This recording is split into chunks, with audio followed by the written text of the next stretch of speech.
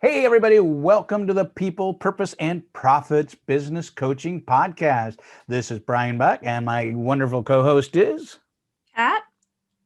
And we are excited today to talk to you about a passion of mine called Kaizen. Kaizen is a Japanese term that means change for the better. And have you heard of Kaizen before? Not before I met you, and I know you're so passionate, so I'm really excited. I think just like the audience today, I'm just going to be a really good student, and hopefully I'll get to ask some questions so that you can clarify how we can use this in business and what it means for all of us and where this term comes from, maybe a little bit of history, how you were introduced to this term and what it has done for your life. Yeah, maybe I'll start a little bit of the origin of it for me. Um, I've always been about improvement.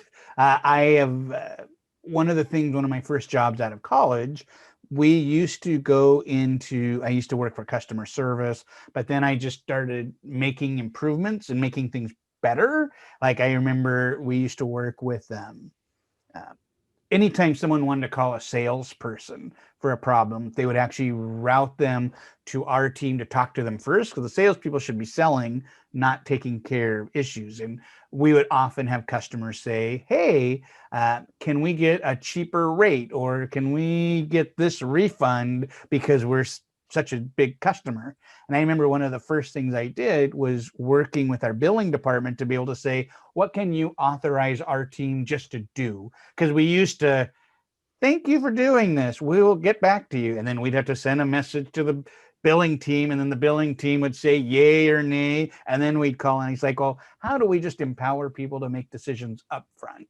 And so that went really well. I also developed a piece of rudimentary automation where it took what we used to do in 5 days and it brought us down to 2 days. Oh, wow. And we were able to save a lot of time. So then my manager at that time promoted me to a business analyst.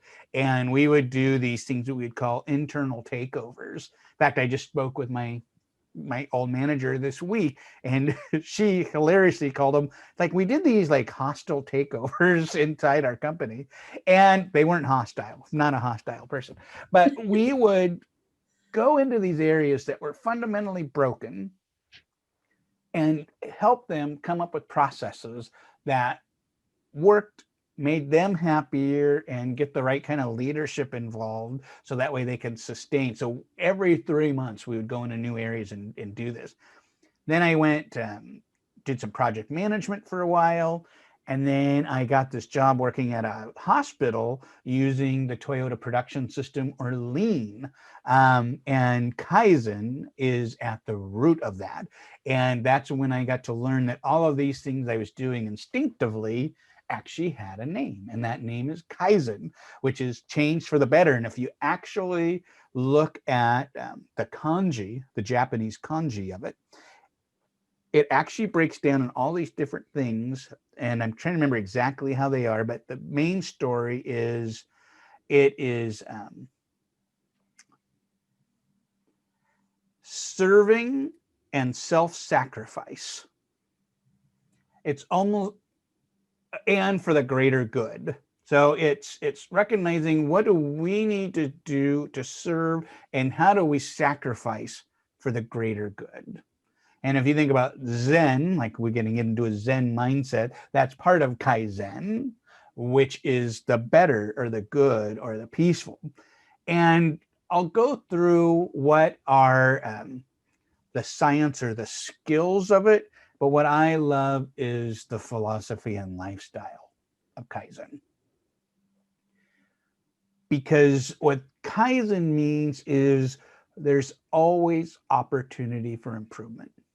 Absolutely. There's always something that we can do. There's a Toyota saying on the best way is the worst way.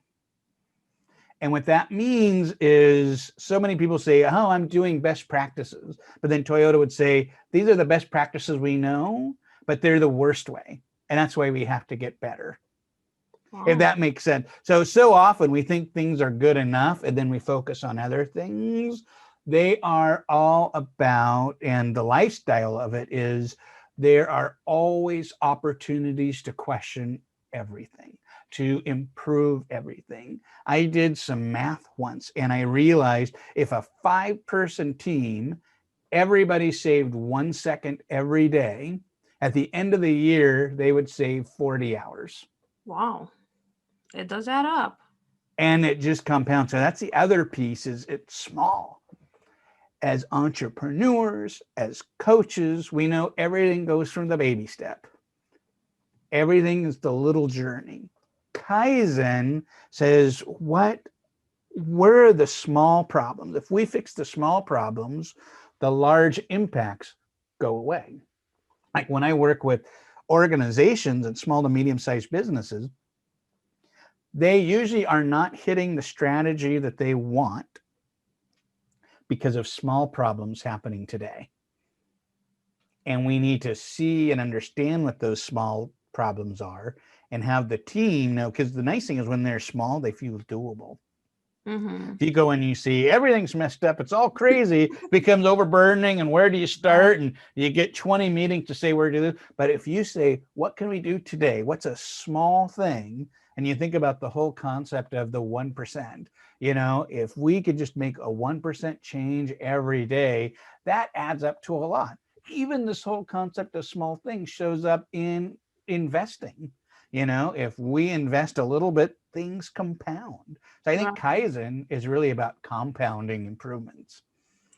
And I think that also applies to, self-development, to entrepreneurship, because I think one of the reasons why most people give up is because they look at the big picture, the big change, the big action that they need to take versus, taking those incremental steps every single day. And I think that's really where my mind went as you were talking about that. And I think the language doesn't really matter, is the concept and understanding the concept that's the most important part. Yeah. And I'm over here like just listening in, absorbing it. No, I love it. Well, and I think that's the thing that I want to put out before we even talk about how to do Kaizen is, do you have a heart of Kaizen? Is Kaizen your lifestyle? Is Kaizen the way you view the world? Is Kaizen your identity? Because once you do that, then you see improvements, opportunities everywhere. Um, One of the key pieces in Kaizen or improvement is quality improvement. And one of the things is, and I might have shared this before, but I coach teams that problems are gems, problems are treasures. You improve nothing that you don't notice. And so often people throw up their hand and be like, I don't want to know problems, or I just want to get through a problem free day. I don't want to experience any problems. But if you have the Kaizen lifestyle, problems are awesome. Oh my goodness, that's something else I get to improve. That's something else I get to learn and enjoy figuring this out and engaging the team to figure out how can we make this better. Right. And even as a leader, right, if you want to get to the next level, if you want to continue to impact your audience and the people that follow you, you have to embrace that. And I think it may be like, how natural do you believe Kaizen is for a leader, regardless of the term that they use? Because sometimes language can get in the way. And I don't want the audience to be stuck on just one specific term, but rather embrace the idea behind it. And like I said, understand the concept, because when you do that, as a leader, I think it's also like a must, Right. to have that desire to constant growth and improvement. Yeah. And, I usually try not to use Japanese words, but for I me, like it. I haven't been able to find a better word than Kaizen. And so, from a leader's perspective, because Kaizen could be continuous improvement, innovation, change for the better. It could be operational excellence. They're all kind of the same thing. But as you know, if we're not innovating in our business, it's going to die. It's not going to sustain. And I think when you talk about it from a leader's perspective, is if you aren't constantly growing yourself, the rest of the world is, and you're going to be left behind. And so I think if you don't have a spirit of wanting to grow and learn and improve, and you resist that, that's going to make your life more difficult. And you'll start to have to recover. So the spirit of improvement is, in a sense, the spirit of evolution, so to speak. Like if you can't evolve, how many people are wanting to buy Kodak film in the world of phone cameras? Very little, because they haven't evolved. And like if we stick to what we've always done, people will pass you by. Like I come from the world of healthcare. They're struggling, and now you got Amazon coming in, and they are looking at providing it with all of their scalability. Wow. The fact that hospitals have to have external challenges or disruption versus a Kaizen innovative attitude internal, where they're disrupting themselves to figure out where they're going next. So it's about taking your own pressure to improve upon yourself. I'll add another thing. This guy named Dr. Robert Maurer wrote a book, spacing on the title, but he talks about using Kaizen as a psychiatrist. And it comes down to, if you want to do 100 push-ups a day, you start with 1 push-up and then 2 push-ups, and you just start to add to it. So it also works for any psychological thing. Right. How do you break everything down to the smallest? And in my coaching program, which I thought was interesting, they talked about the concept of first principle. Have you heard of that? No. So first principle, I think it's something that Elon Musk talks about, and I don't know really where it comes from, but they were saying that whenever you see big things, what you want to do is break them up into their atomic levels, because then you can be able to work with them. Right. And I was being taught first principle. I'm like, that's Kaizen. What's it good? It's another name. Exactly. First principle, Kaizen, getting things down to what's manageable, and then doing little things to better understand and improve on it. So from let's take for example small businesses. What are some applications that small business owners can have for Kaizen, if I'm saying that right? Sorry. Yeah, you are. I think that's where we can maybe step into what's the process of Kaizen. So the process for Kaizen is the scientific method, and it's called plan, do, study, and adjust. And that's been around. So this isn't a new concept. It's been around for a long time. Dr. Edward Deming, that when we interviewed Mark Graben, he talked about Dr. Edward Deming's, and this guy named Stewart created this, and Japan adopted it and actually made it really work in their organization. And then we learned from Japan what we created in America. So that's a whole nother story. But it comes down to, how clear do you have a plan?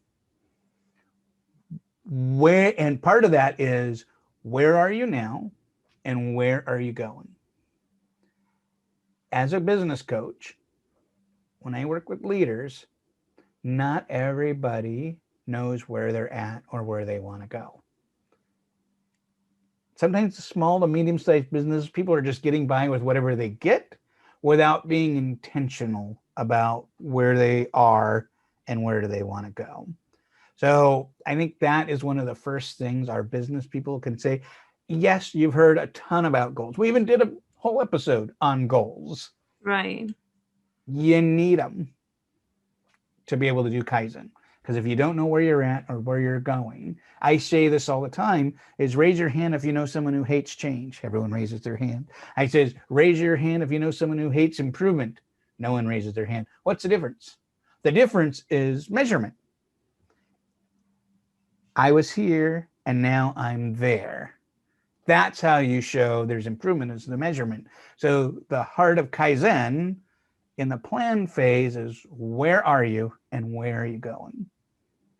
And I can definitely see with what you were saying, how, what came to mind was being proactive versus reactive, and what a huge difference that makes in the stress level of a business owner and, on a day to day basis. Because we do tend to be overwhelmed, right? Especially when we don't have it planned out, because we're at the mercy of chance rather than having it figured out and knowing how you're going to go about it. Right. And there's no straight line to success either, but the advantage of at least having that, where are you and where are you going? When you get thrown off, it's so much faster to get back on track Right. versus, oh, I'm on a new path now and we're just blowing back and forth in the wind. Right. So once again, is having the diligence, Kaizen mindset to say, I always want to be intentional about that. The next piece, this is something not everybody does, and this is where the scientific mindset comes in, is you have a hypothesis. Hypothesis is another word for prediction. If I do this, then this is the result I'm expecting. So in your business, if I do a year's worth of LinkedIn daily posts, this is the result I'm expecting to see in my business. That is a very real hypothesis, because you could say, hey, I'm getting this many leads from LinkedIn. My goal is to get 50 leads this year from LinkedIn. So therefore my hypothesis is, if I post every day, I'm going to get 45 or I'm going to get 60. That is super important, because then you actually have to do what you said. Right. The other thing, And measure the results against that. right, and that's the study part. Because one, we do a lot of planning and a lot of talking, but we don't always do a lot of doing. Mm-hmm. So Kaizen is about action. It isn't about pontificating or dreaming or thinking or wishing. That's in the plan phase, but you can't stay in the plan phase forever, especially when you bring things down to the first principle or the atomic level. Then you don't have to have a lot of debates. You could just go, well, let's go try and see. And it's also important from a Kaizen perspective to also say it's an experiment. I like that. It isn't a permanent change. It's one of the things I hate when I when I was in the corporate world, and now I help my clients with this. So often people say, well, we're rolling this out as a pilot. But what happens when the plane crashes? People still go on with that pilot and it continues anyway. So it's not a pilot, it's just the first wave. Kaizen is, you know what, we're going to try this. And if it doesn't give us the results we want, if we didn't meet our hypothesis, we're going to do something different. Hmm. So that is what's important, is, if you, and I would even coach in the LinkedIn piece, you might not do a year because that's probably too long, because Kaizen should be quick. You want to get feedback quicker. So I would bring them back and say, all right, well, you want 50 in a year if you did 365 posts. What would your hypothesis be if you posted every day for 30 days? How many leads would you get from that? What's your prediction? Because then you can easily measure if you're getting that. Because the study part then is, how well did we meet the hypothesis? How well did we meet our prediction in this experiment? And Right.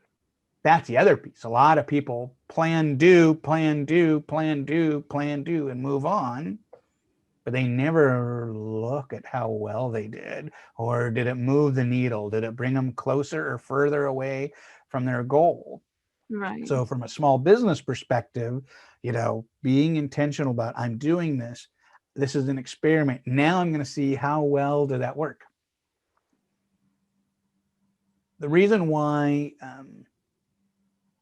the hypothesis is so important is so many people that I've worked with in the past have done it's like throwing spaghetti against the wall to see what sticks.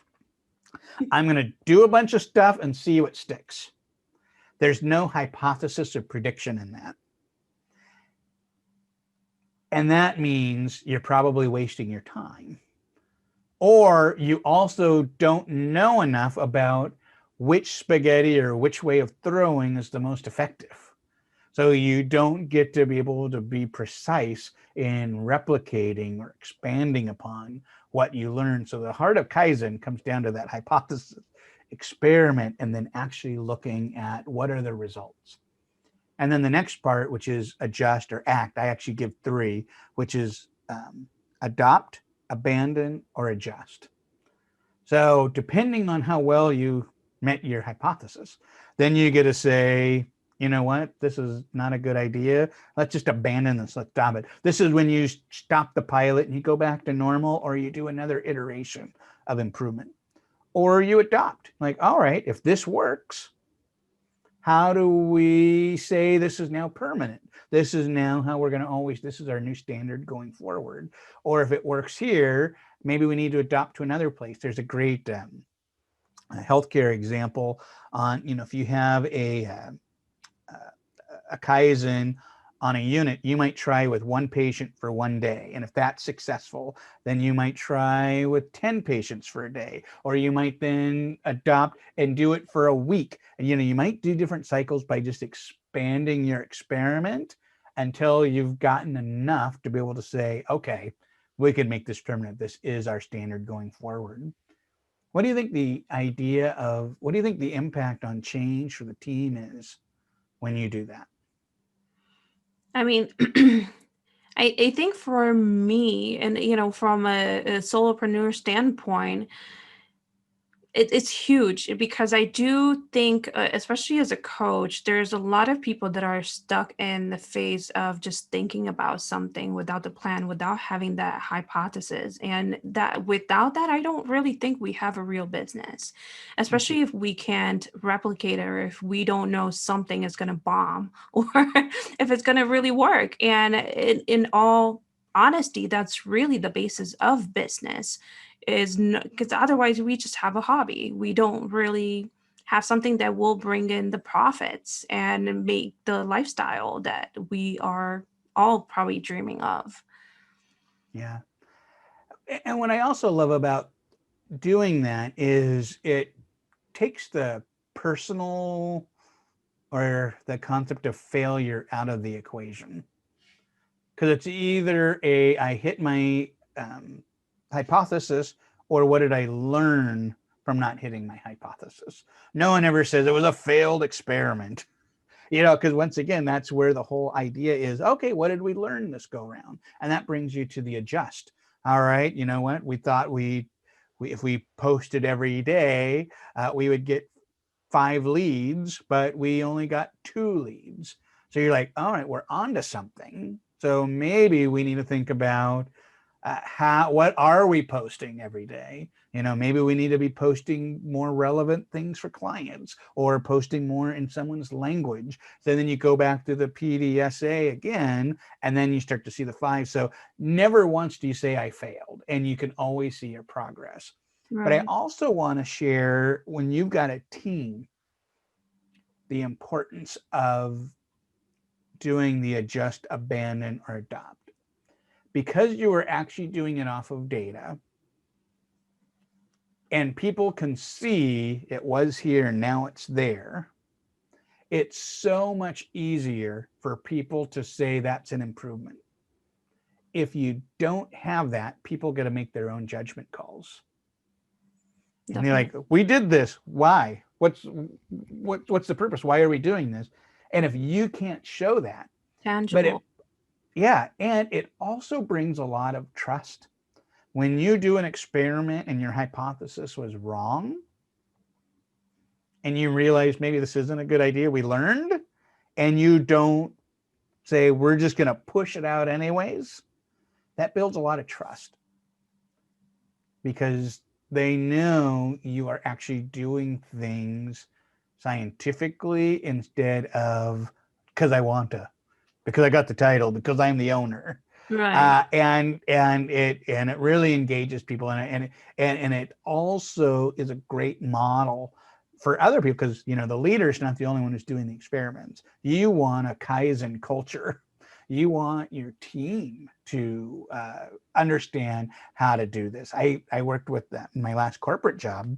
It was so amazing to work with a leader who has never had any exposure to this, and to see how just by changing how she led and asking for improvements and doing improvements herself in her work, her team was coming up with ideas every day. And then she just was able to coach on that. And it made her job easier, made them love their job. And when someone had an idea on the team, because now it's a peer influencing their peer, having an experiment and showing that it is better made everyone go, yeah, it makes sense. Let's start that next week. Versus, I really want to do this. And then it comes down to whether or not they like you or not, which sometimes happens Such a in big teams. So, difference. yeah, so it is a huge goal. That's why I always like to talk about there is the philosophy or the lifestyle aspect of Kaizen versus the science of it. And if you can embrace both, sometimes you have to go through the process to get a few of them before you start to go, oh my goodness, this is a way of life for me. But it really becomes a worldview. And I really love that the fact that you did, talk a lot about it being an experiment. And I think this will probably be very liberating for a lot of people that do have that fear of failure. Because when you experiment, there's a different energy that people embrace.